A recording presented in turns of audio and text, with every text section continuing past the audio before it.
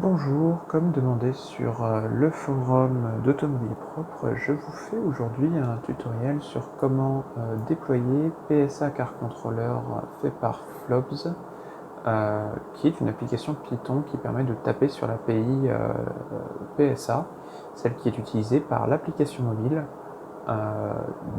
C'est extrêmement pratique si derrière vous voulez l'utiliser en domotique. Il a aussi des capacités en standalone, telles que le contrôle maximum de la batterie, couper la charge quand la batterie atteint X%, afin d'éviter de l'user. C'est un débat sur la réalité de la chose ou pas, qui n'est pas dans le scope de ce tutoriel. Dans ce tutoriel, je vais partir sur plusieurs choses. Je considère que vous avez un minimum de connaissances en Linux et que vous êtes un peu autonome sur un terminal. J'ai aussi considéré que vous utilisez un système sous système D pour gérer tout ce qui est service et tout ce qui est initialisation. J'ai considéré que vous êtes sous Debian. Alors la partie vraiment Debian, c'est uniquement en fait sur la gestion des paquets. Tant que vous savez retrouver les mêmes paquets ou similaires sur votre distro, il n'y a pas de problème. Et la partie système D, c'est principalement pour le lancement du process au démarrage de la machine. Pareil, si vous utilisez autre chose, je pense que vous êtes à même de vous débrouiller avec votre propre outil. Donc pour faire cela, j'ai pris quelques notes qui sont en fait l'intégralité des commandes que je vais exécuter, ainsi que les contenus des fichiers. Ces notes sont disponibles dans la description, donc même si vous y connaissez vraiment rien, tant que vous partez sur un Debian, là je suis sur un Buster, donc Debian 10 à jour, si vous copiez les lignes de commande bêtement, en remplaçant votre email et vos mots de passe à endroits qui vont bien, vous devriez quand même pouvoir vous en sortir. Donc on va commencer tout de suite. On ouvre un terminal, un pas deux. Hop. Donc on va commencer par installer les dépendances paquets. Donc à exécuter en route bien entendu. Donc on va en installer plusieurs. Donc Git parce qu'il faut récupérer les sources. Alors c'est pas une obligation, vous pouvez télécharger l'archive directement. L'avantage de télécharger via Git, c'est que vous pourrez derrière update plus facilement. Vu que le soft est en bêta alpha, je sais pas trop comment il le considère, il y a du développement dessus. Après, c'est un side project, faut pas espérer non plus un développement de fou, mais c'est bien, ça avance, il y a des mises à jour, donc ça sera important par la suite, je pense, de le mettre à jour. D'ailleurs, petite side note, mais c'est dans le titre de la vidéo. Actuellement, nous sommes. Est-ce qu'il a mis un numéro? Non, il n'y a même pas de release. Donc actuellement, nous avons le commit numéro.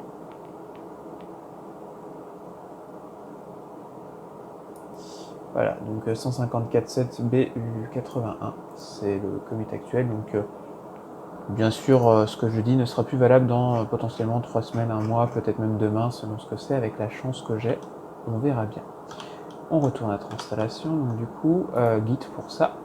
Python 3 parce que c'est un logiciel qui a été écrit en Python 3 ou un script. Python 3 pip principalement parce que la plupart des dépendances sont via pip. Alors vous avez peut-être la possibilité d'installer ces mêmes dépendances via votre gestionnaire de paquets. Moi je pars sur le principe que ça sera mieux via pip. Python 3 V1, donc c'est pas obligatoire normalement. Moi je le recommande toujours quand vous téléchargez de l'application comme ça qui utilise pip pour isoler les versions des paquets qui vont être nécessaires pour votre application par rapport à une autre. Ensuite on a rustc qui est donc le compiler Rust parce que c'est nécessaire pour certaines librairies pip utilisées, pareil pour libsslddev pour la partie SSL.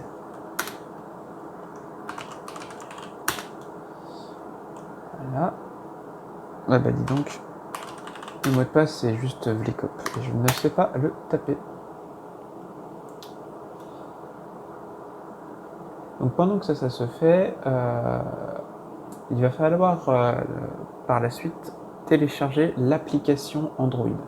Donc j'ai aucune idée de comment il a fait ça puisque je ne suis pas développeur du tout, mais il a besoin de l'APK originale de l'application pour pouvoir, j'imagine, s'interfacer avec et faire tout ce qui est récupération des tokens, etc. Donc moi personnellement par la suite j'ai utilisé APK Mirror parce que c'est un site que je connais, qui est assez simple à naviguer à mes yeux, qui est plutôt fiable, mais toujours mettre un doute sur les sites qui juste redistribuent les APK. Mais apparemment il est plutôt fiable. Vous utilisez celui que vous voulez, vous pouvez même utiliser, si vous avez un téléphone routé, une application pour télécharger l'APK depuis votre téléphone, enfin récupérer l'APK depuis votre téléphone. Ça n'a pas d'importance, il faut juste l'APK. J'ai pris la dernière version, l'important c'est que ça soit à jour, j'imagine. Mais voilà, donc on est à jour, on va vite fait créer un user dédié à notre application, donc un petit user add avec le user que je vais appeler PSA Remote. Je définis donc que c'est un user système parce que ça sera le cas, en théorie personne ne censé se connecter. Je désactive d'ailleurs la connexion à ce user, je lui mets en home dire, donc en chemin, en home quoi, le dossier classique et je lui demande de le créer. Ça permettra d'isoler un peu les choses. Donc par la suite on va se rendre sur cette URL là, qui est donc un URL en dur de vraiment la dernière release. Je vous laisse le soin, pas besoin de ça, de trouver vous-même la version de l'APK qui vous intéresse. En vrai il y a une barre de recherche donc c'est pas bien compliqué. Ici moi je vais prendre donc cette partie ici, vous voyez que c'est juste un APK alors que ça c'est un bundle, je ne sais pas trop comment ça fonctionne et très honnêtement je m'en tape. Voilà, on va attendre les je sais pas combien de secondes pour pouvoir télécharger.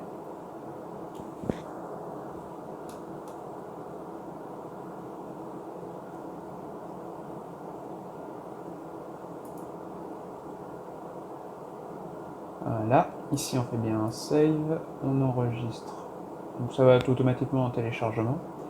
Donc là je le fais sur un GUI parce que ça a été plus simple pour un tutoriel. C'est faisable 100% en ligne de commande, il faudra juste téléverser le fichier avec, je sais pas, SCP, rsync, FTP, SSHFS, vous vous débrouillez. L'important donc c'est d'avoir. Donc là j'ai récupéré le fichier, il doit être dans téléchargement. Effectivement. Donc ensuite ce fichier, on va le déplacer et on va le copier donc dans la home du user PSA Remote sous un nom un peu plus simple, un myPeugeot 1.28 APK.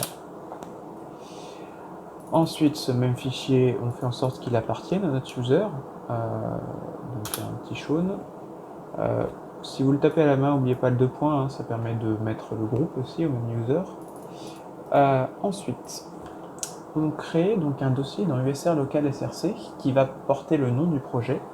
C'est là que moi je le mets, je suis pas encore très au point quant aux réelles normes d'utilisation du file system Linux. Mais bon, local pour moi c'est local à la machine, et SRC en théorie c'est plus d'autres types de sources, mais je pense que ça convient bien puisqu'on va y mettre les sources du projet. Donc on crée ce dossier, pareil, on lui donne l'ownership à PSA Remote, et on va su en tant que PSA Remote. Donc, hop. On rentre dans le dossier qu'on vient de créer. Ça a beaucoup de copier-coller de mon côté, vous pouvez taper à la main si vous voulez, je suis feignant. Et ensuite, on va donc cloner donc, le repo de Flobs directement dans ce dossier-là. Voilà, donc là vous pouvez voir qu'on a bien récupéré toutes les sources. On va créer l'environnement dont je parlais, donc qui permet vraiment d'isoler les librairies. Donc pour ceux qui ne connaissent pas VEnv, donc il y en a plusieurs, c'est ce qu'on appelle un environnement Python. Donc là ce que je fais c'est qu'en fait je crée une arborescence dédiée à Python 3 dans lequel pip est installé et dans lequel on va pouvoir télécharger des versions des paquets uniquement pour ce dossier-là. Par contre, pour pouvoir le faire fonctionner comme il faut activer cet environnement quand on travaille dedans. Donc pour faire ça, on a justement, je vais taper ça plus simple, on a donc la commande source qui permet de sourcer des variables, ça c'est lié à bash, ça n'a rien à voir. Mais on va sourcer donc un fichier spécifique qui est donc dans .env, donc on a créé, on a un dossier bin et on a un dossier activate. Je sais qu'il existe plusieurs versions de ce activate en fonction du shell qu'on utilise. Je suis en bash, j'utilise activate. Par la suite du coup, là toutes les commandes qu'on va faire avec pip vont se lancer dans l'environnement. Vous pouvez voir ici qu'on est bien dans notre environnement. Donc on a activé notre environnement. Et j'ai perdu la ligne que j'avais mis là. Alors je ne sais plus ce que j'ai mis là, je retrouverai bien. C'est peut-être même pas nécessaire. Et donc je vais installer donc mes requirements. Donc ces requirements, c'est ce que fournit Flobs. J'ai remarqué qu'il manquait Wheels et que du coup il y avait des erreurs qui remontaient lors de l'installation. Alors Wheels n'étant pas du tout obligatoire, c'est juste un nouveau format qui est un peu plus rapide. Les erreurs sont à ignorer dans le contexte actuel. Et à mon avis, j'aurais tendance à dire que Wheels risque d'être ajouté d'ici peu. Si ça l'est pas, c'est pas grave parce que c'est pas nécessaire.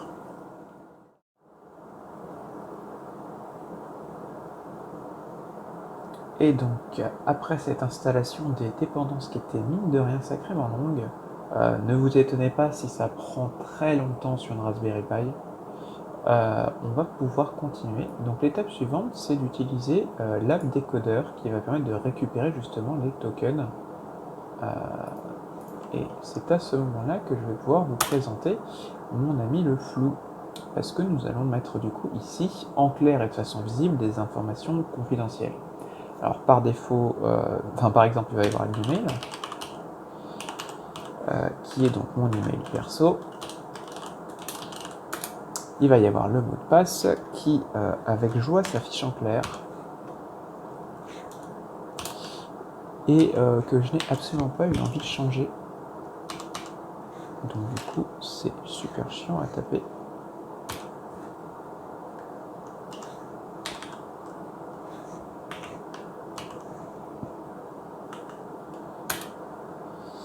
Ensuite, on rentre donc le country code. J'ai testé que avec FR, hein, je ne sais pas trop si ça fonctionne bien pour le reste, mais il n'y a pas de raison.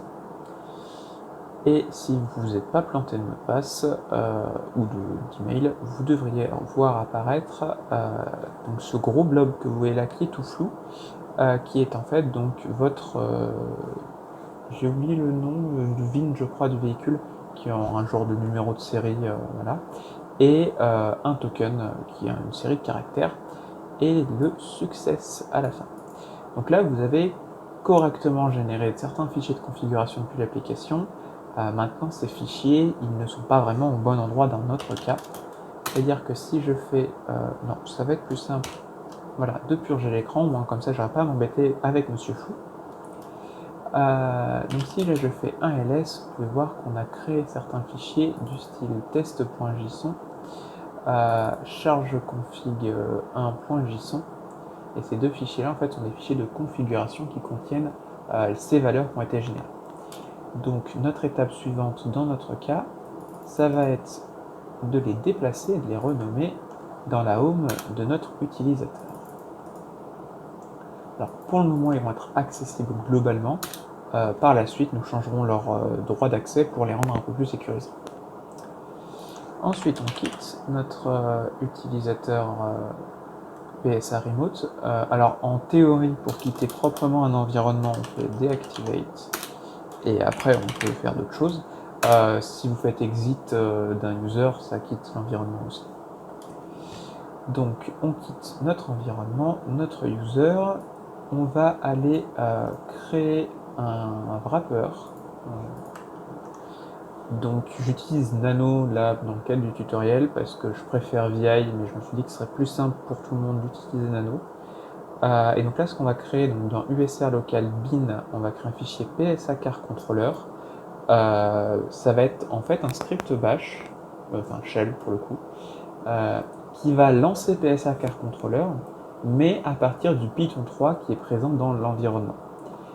Il y a deux façons d'exécuter quelque chose qui est présent dans un environnement Python, sans pour autant charger l'environnement avec un activate.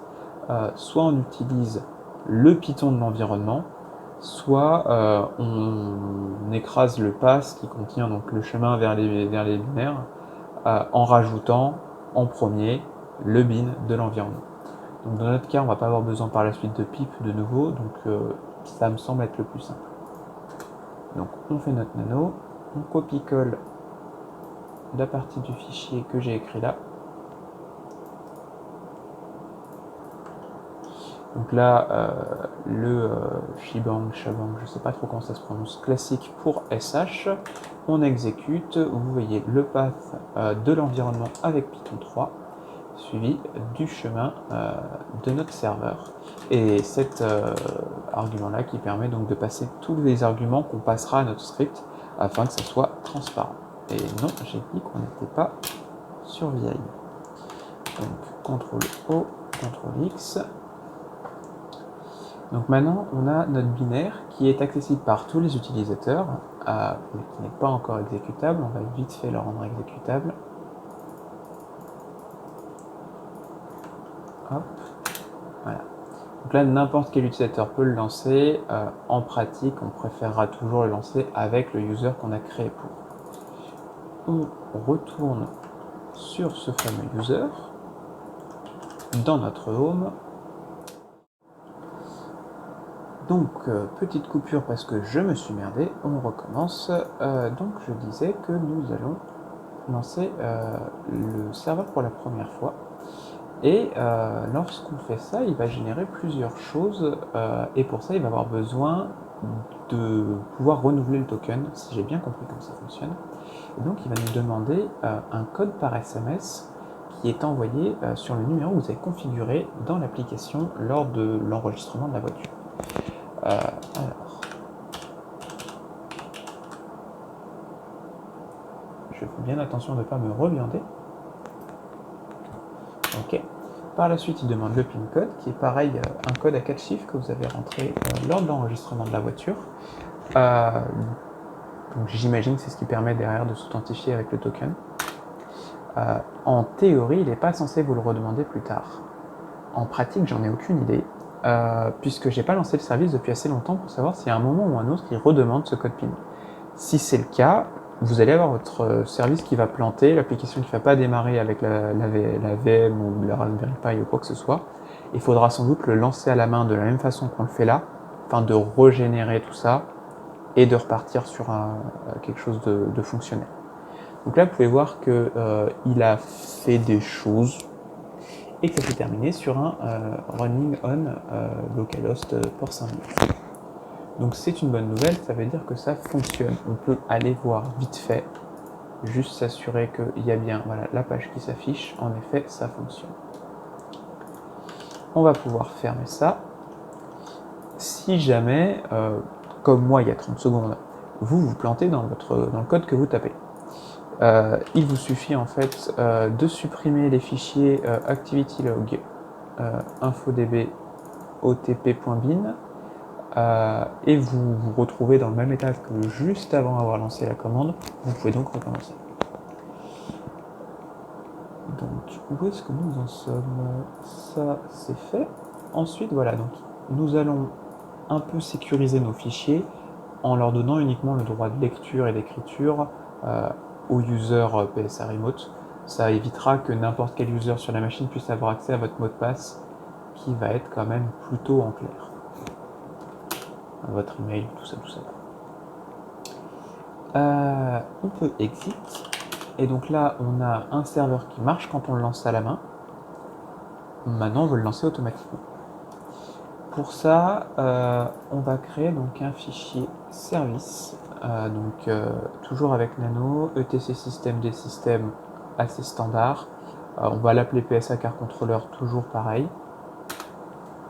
Et dedans, on va copier-coller le service que j'ai préparé pour vous, qui est extrêmement basique, extrêmement standard aussi, et qui n'a pas besoin de ces 3 caractères-là, qui étaient pour moi être plus clair dans la doc. Donc une unit, avec comme description, la description du projet, on attend que le réseau soit online avant de lancer quoi que ce soit. Un service simple qui se lance avec le user PSA Remote dans la home du user PSA Remote. Et notre exec start, c'est exactement la commande qu'on a tapée tout à l'heure, à l'exception de... Voilà. On rajoute ici mail et password. Alors bien sûr, remplacez toto@mail.com et password hunter2 par votre mail et votre password, puisque quand vous lancez en fait le logiciel la seconde fois, il va vous les demander. J'ai aucune idée de ce à quoi ça sert, très honnêtement, puisque quand je mets quelque chose qui n'est pas valable, ça marche, mais ça marche peut-être qu'au début, il ne peut peut-être pas renouveler les tokens. Du coup, là, dans le cadre du tutoriel, ça m'évitera de les mettre de nouveau en clair et d'avoir à les flouter. Je vais laisser TotoMail et Hunter 2. Vous, s'il vous plaît, remplissez-les, sinon vous risquez d'avoir des soucis sur la longue durée. Par la suite, je lui dis juste un install wanted by multi-user target. C'est pareil, assez classique pour lui dire quand le démarre. Mon Dieu, toujours pas sur une. J'ai dit non, vilain. Ce fichier, du coup, on va... Parce que ça, je l'ai pas mis, il faut que je le rajoute. Pareil. Sudo mode. On lui met un 0600, histoire de s'assurer que seul root puisse le voir, parce que dedans, il y a votre mot de passe en clair. Ensuite, on fait un petit reload daemon pour prendre en compte le nouveau fichier. On fait un enable-no PSA car controller, donc ça c'est la même chose qu'un enable et qu'un start. Et là, vous avez votre service qui tourne. Donc, vous pouvez vérifier que votre service tourne avec un petit status. Là, vous voyez que ça tourne bien. Et surtout, c'est ça qui est le plus intéressant, vous pouvez vérifier qu'il tourne avec un navigateur web.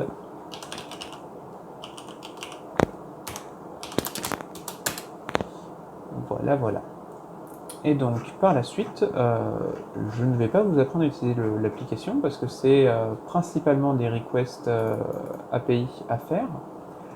Mais il y a quand même cette application map qui peut fonctionner avec un -R pour enregistrer les positions. C'est donc à rajouter dans le fichier service, dans la ligne de commande si vous voulez activer cette option, ainsi que n'importe quelle autre option dont vous pouvez avoir besoin. Mais par exemple, est-ce qu'il y a quelque chose non, tout a besoin du VIM. Bon bah, on va faire une nouvelle page de flou. Hein. Et si ici, je prends ça et que je récupère mon VIN,